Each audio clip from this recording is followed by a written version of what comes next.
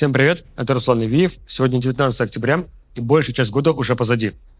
Давайте посмотрим, где сейчас находятся позиции обеих сторон на фронте. Для меня и нашей команды, пожалуй, самым важным событием по фронту была меняющаяся ситуация на Добропольском прорыве. Буквально в прошлый свод я и говорил, что российские войска практически восстановили периметр прорыва и постепенно даже расширяют его.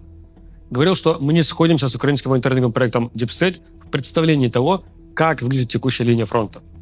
В прошедшую же неделю Deep State показывал все больше и больше продвижения украинской стороны на этом участке фронта. Показывал, как территория под контролем российским войскам продолжает сжиматься. То есть тренд совершенно противоположный тому, что я рассказывал в прошлой сводке. Поскольку возникло такое еще более острое расхождение во взглядах между нами и Deep State, я очень внимательно все эти дни следил за всей информацией с этого района. В том числе за кадрами боев, видео с беспилотников, свежими спутниковыми снимками.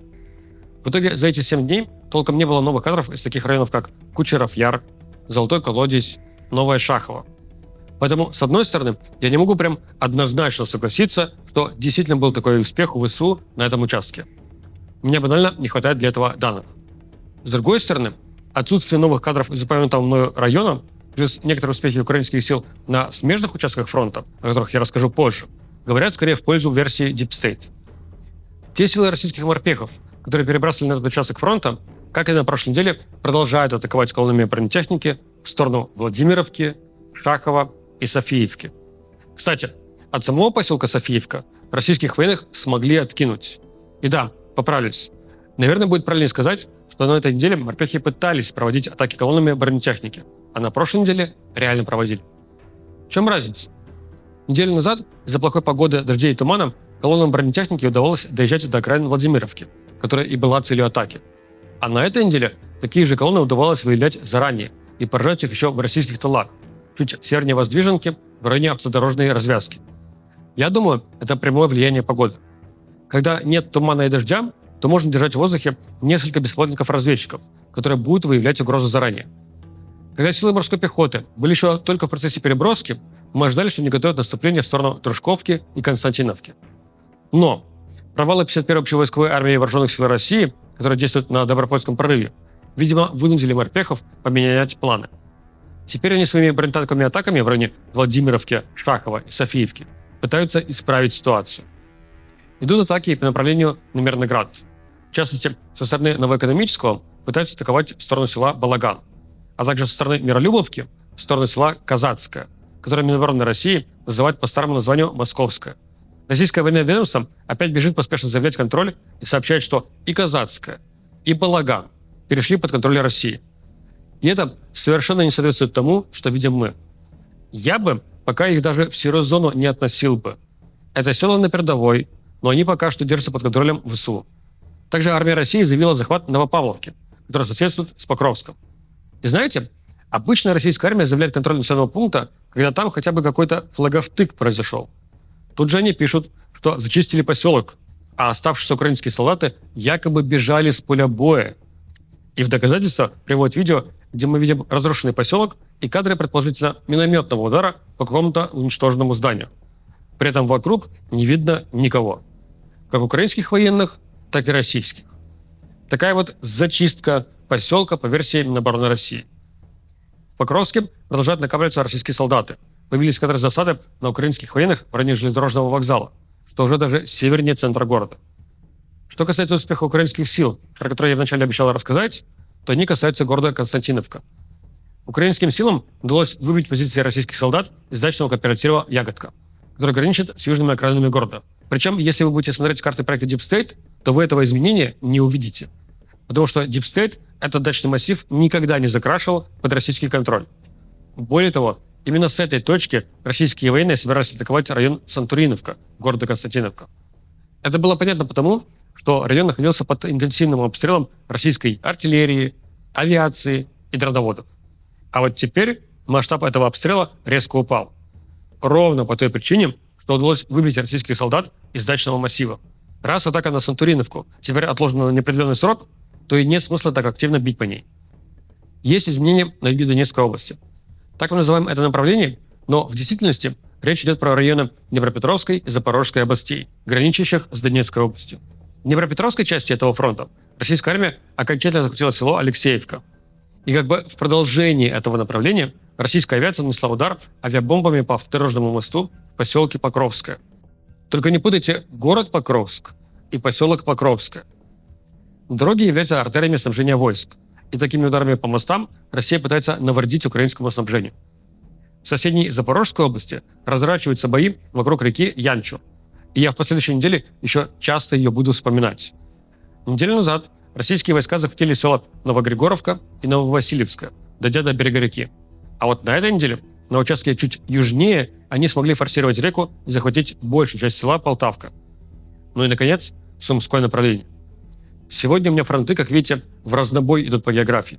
Но я их просто расставил по важности, по приоритету. И как раз Сумское направление очень редко гремит новостями.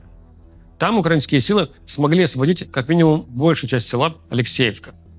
Не знаю, как выглядит карта Deep State на этом участке тогда, когда вы смотрите это видео, но на момент записи этой сводки они пока что не отображали это продвижение украинских сил.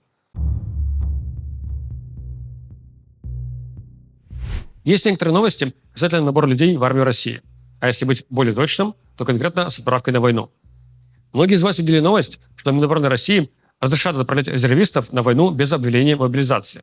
В этой новости речь исключительно про тех, кто добровольно заключил контракт на пребывание в боевом армейском резерве страны. Не путайте пребывание в запасе с пребыванием в резерве. Когда люди заканчивают срочную службу, или когда они даже не служили, но у них есть какая-то категория годности, они находятся в запасе. А вот здесь речь про резервистов. Вот их теперь смогут отправлять на войну. Я помню, как в 2021 году Минобороны России особенно активно педалировала тему боевого армейского резерва страны, то есть БАРС. Помню все эти репортажи российских СМИ, кадры со сборов резервистов. Идею подписания контракта с БАРС старались максимально разрекламировать. Проблема была в том, что выплаты за такой контракт всегда были крошечные, а каких-то других особых бонусов пребывания в БАРСе не давало. Поэтому даже в 2021 году количество этих резервистов было очень маленькое. Оказать какой-то заметный эффект на войну это не может. И, кстати, в Питере с этими резервистами недавно произошла забавная ситуация. Там долгое время была региональная выплата в более чем 1,5 миллиона рублей за подписание добровольцам контракта на участие в СВО. Речь не про тех, кто подписал контракт о военной службе с Минобороны, а тех, кто состоял в добровольческих структурах и подписывал специальный контракт на содействие армии России в ходе проведения СВО. У них там другие условия, в том числе по истечению контракта они могут уволиться, потому что они не контрактники российской армии. Так вот, в Питере даже за такой контракт долгое время платили от региона 1 миллион 600 тысяч рублей. А в августе правительство Санкт-Петербурга приняло решение, что они больше не будут платить тем, кто подписывает контракты через добровольческие структуры, только если напрямую с Минобороны. Но что самое забавное, на решение об отмене этих выплат они поставили отметку ДСП, то есть для служебного пользования. Поэтому то, что никаких выплат не будет, стало полным сюрпризом для тех, кто в августе и позднее подписывал в Питере такие контракты. Многие также меня спрашивали по поводу новости о том, что регионы начали резко снижать размер выплаты за подписание контракта на СВО. Причем сильно снижать, в разы. Например, в Ульяновской и Самарской областях выплаты снизили с более чем 2 миллионов до 500 и 400 тысяч рублей. А я напомню, что год назад Путин сказал, что выплата от региона за подписание контракта должна быть как минимум 400 тысяч. Также размер выплат резко сократили Нижегородская область, Татарстан, Чувашия и Марий-Эл. А знаете, что объединяет эти регионы? Они все входят в Приволжский федеральный округ. Поэтому мы предполагаем, что, видимо, на какой-то условной общей планерке, в селекторном совещании произошел такой как будто бы картельный сговор. Ну, это я утрирую, конечно. И решили резко понизить выплаты, потому что в регионах денег тупо нет. Как это отразится на наборе? Посмотрим. Тем временем немецкий экономист Янис Клюге проанализировал данные региональных бюджетов за третий квартал этого года и пришел к выводу, что за июль, август и сентябрь Россия навербовала почти 100 тысяч человек на войну. Получается около 33 тысяч человек в месяц. Это не противоречит тому, что мы видим по фронту. Если вы последите за украинскими телеграм-каналами, освещающими войну, то вы можете часто встретить публикации о том, какие большие потери несут российские войска на том или ином участке фронта. Часто к таким публикациям прикладывают и видеозаписи того, что называют «дорогами смерти». где вдоль обочины можно увидеть много тел погибших солдат. Очевидно, все это не могло бы продолжаться так долго, если бы не было высокого набора людей. И наоборот, ну уж в октябре-то мы явно увидели бы огромные проблемы российской армии по фронту, если бы исследование данных по федеральному бюджету за второй квартал было достоверным. Напомню, что несколько месяцев назад издание «Важные истории» изучили данные по рассмотрению средств федерального бюджета за второй квартал этого года. И у них получилось, будто темп набора людей упал аж в 3 раза. А второй квартал – это апрель, май и июнь. С тех пор уже и третий квартал прошел, а как-то эффекта от того якобы падения темпа набора не видно. И еще. Я не знаю, правда это или нет, я сам не проверял. Но мне мои зрители говорили, будто бы Владимир Белов в своем эфире сказал, что я распространяю фейки, что я Несклюге ошибается, потому что в соответствующих графах региональных бюджетов могут скрываться и другие расходы, а не только расходы на выплату премий за подписание контрактов с Минобороны России. Так вот, это неправда. В этой графе региональных бюджетов учитываются только и исключительно выплаты премий за подписание контрактов. Именно по этой причине многие регионы не публикуют эти данные. Продолжаются эмоциональные качели с ракетами «Томагавк». Честно скажу, что в какой-то момент я сам начал сомневаться в своих выводах по этим ракетам. Когда несколько недель назад мы сами только-только начали их обсуждать, я был абсолютно уверен, что Трамп не передаст эти ракеты Украине. Уж слишком они новомодные, высокотехнологичные, дорогие, дальнобойные и мощные. Ну и плюс, для него это было бы заметным шагом эскалации. Затем Дональд Трамп дал ряд комментариев в прессе по поводу возможности передачи этих ракет. И в этих комментариях он вполне допускал возможность передачи томагавков Украине. Лично меня он такими комментариями удивил. Я не ожидал от него такого.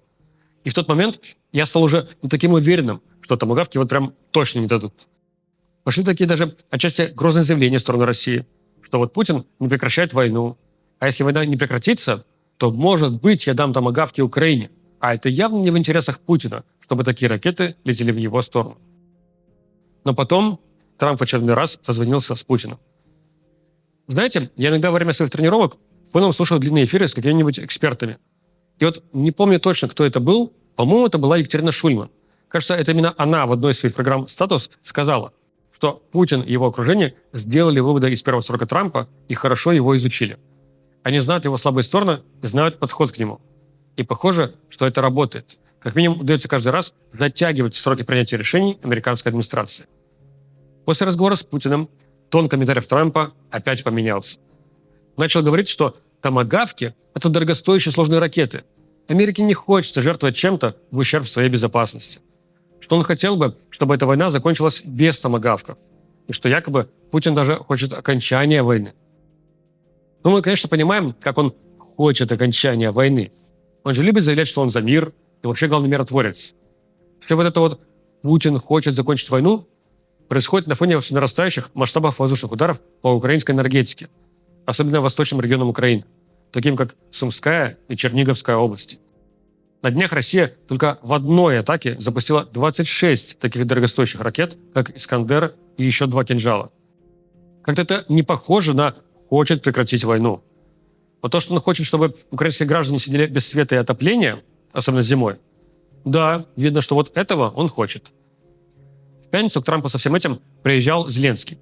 Вроде бы как у них теперь после былых неприятных времен вполне нормальные отношения.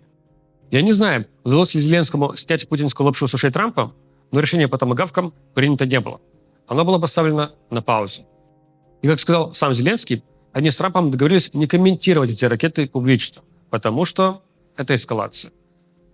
Так что теперь ждать очередные 2-3 недели, когда, возможно, произойдет очередная встреча Трампа с Путиным в Будапеште.